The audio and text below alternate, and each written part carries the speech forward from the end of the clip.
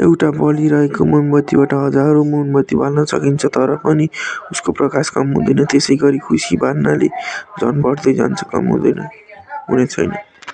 नमस्ते, उपत्यका new vlog. आज हामी ओखलढुङ्गा जिल्लाको चम्पादेवी गाउँपालिकाको चम्पादेवी मन्दिरमा हिँड्न आँटेको।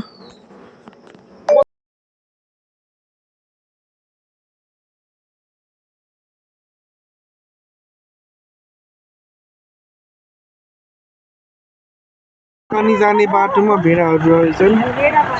भेडा चाहिँ उकालो चढ्छन्।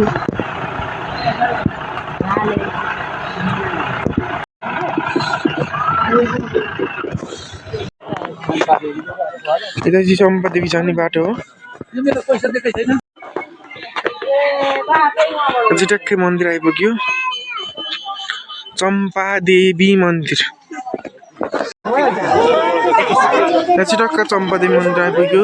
बस्ने ठाउँ, उता भित्र मन्दिर छ।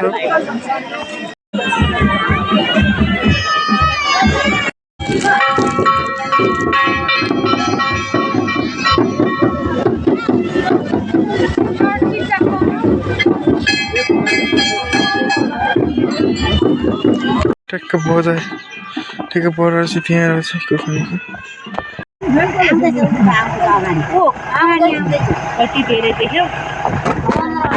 भेडा छ।